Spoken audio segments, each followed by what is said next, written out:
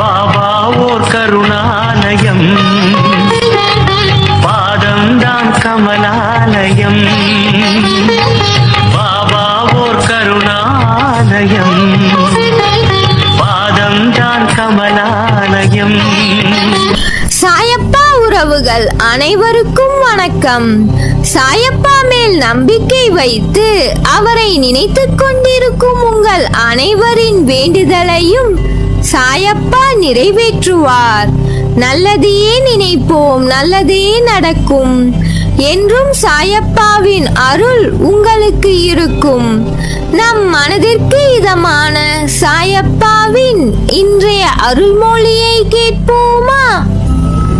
அன்பு குழந்தையே, வாழ்க்கையில் போராடும் குணத்தை பெற்று தீர்க்கமாக வாழ நினைக்கும் என் குழந்தையே, உனக்கு ஒரு விஷயம் தெரியுமா? இந்த உலகில் உள்ள அனைத்து வெற்றியாளர்களும் உன்னை போல் ஒரு நாள் கஷ்டப்பட்டவர்கள்தான். உன்னை போலவே அடுத்து என்ன செய்வது என்று தெரியாமல் குழம்பி நின்றவர்கள்தான்.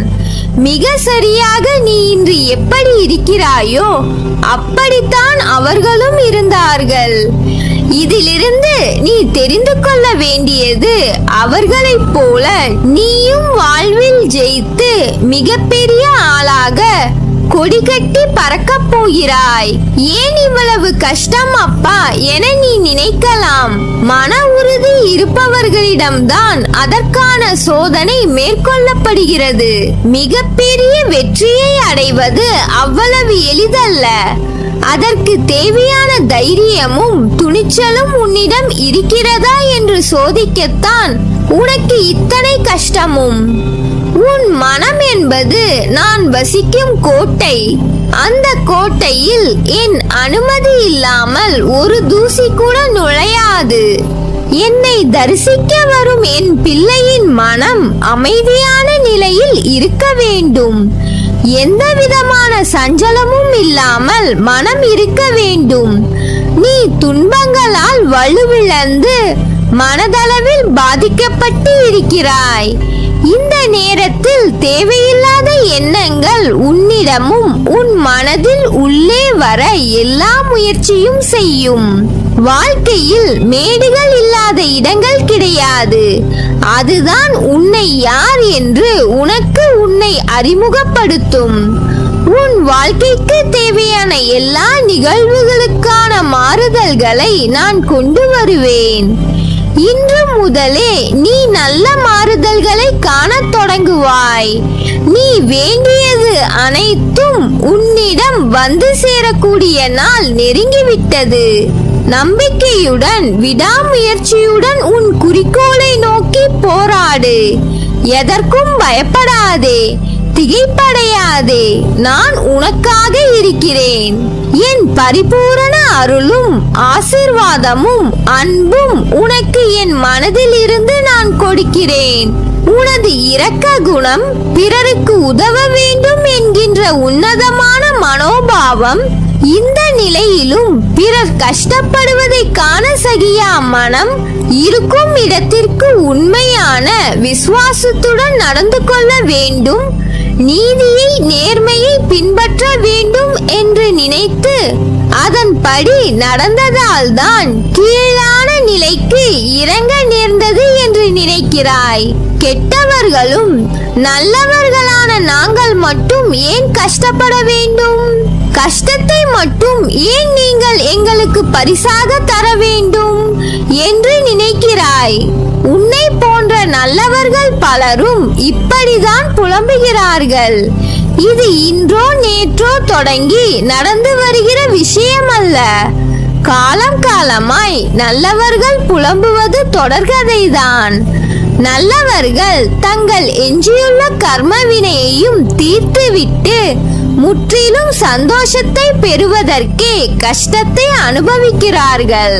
நான் உன்னிடம் நிலை பெற்று விளங்கவே இந்த தற்காலிகமாக நடக்கும் கஷ்டம். ஏனெனில் நான் நல்லவர்கள் மனதில் மட்டுமே வாழ முடியும். கெட்டவர்கள் மனதில் எனக்கு இடமேது? இப்படி உன்னை கஷ்டப்படுத்தி நான் வாழ்வதால் என்ன பலன் என்று நினைக்கலாம். நான் உன்னை பக்குவப்படுத்தி பெருமைப்படுத்துவதற்கு இதை உனக்கு வரப்பிரசாதமாக கொடுத்திருக்கிறேன். உன்னுடைய தகுதிக்கும் தாங்கும் சக்திக்கும் ஏற்பதான் கஷ்டத்தை தருகிறேன். இதை உன்னால் சமாளிக்க முடியும். சோர்வு எதற்கு?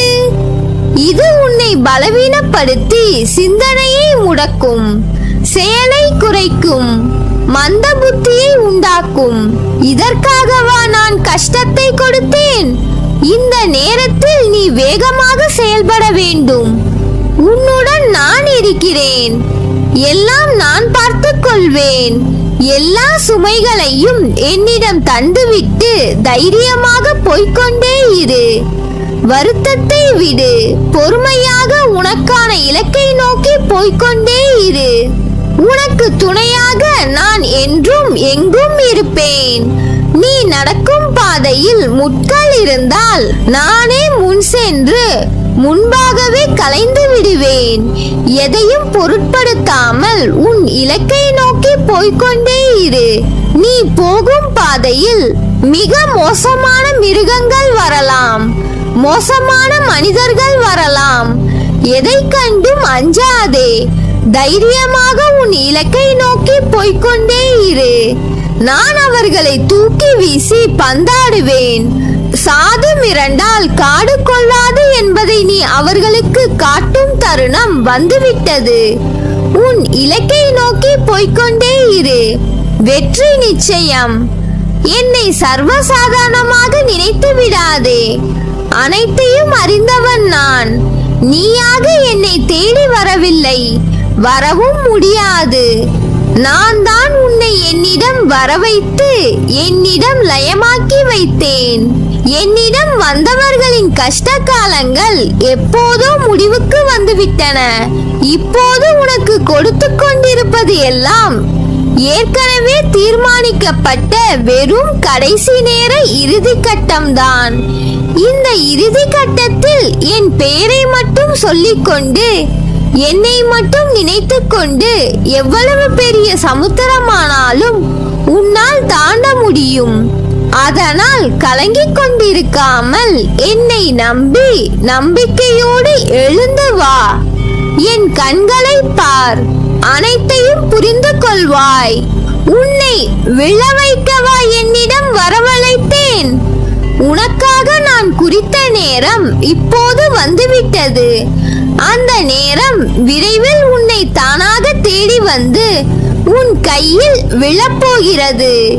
நீ ஜெயிக்கப் போகிறாய். உன் கவலைகள் போக்க நான் நேரடியாக விரைந்து வரப்போகிறேன். அதனால் என் நேரடி வருகையை விரைவில் எதிர்பார்த்து ஆவலுடன் காத்து கொண்டிரு. அது மிக மிக அருகில் வரப்போகிறது என்பதை நீ தெரிந்து கொள்ளவே நான் உனக்கு சில சமிச்சைகளை அவ்வப்போது காண்பித்து வருகிறேன். அதை நீயும் உணர்ந்து கொண்டிருப்பாய். எனவே என் அருளை விரைவில் பெற்றுக்கொண்டு மகிழ்ச்சியுடன் என்னை பார்க்க விரைந்து வா. நல்லதே நடக்கும். நீ என் பரிபூர்ண அருளும் ஆசீர்வாதமும் அன்பும் பெற்ற என் செல்ல பிள்ளை.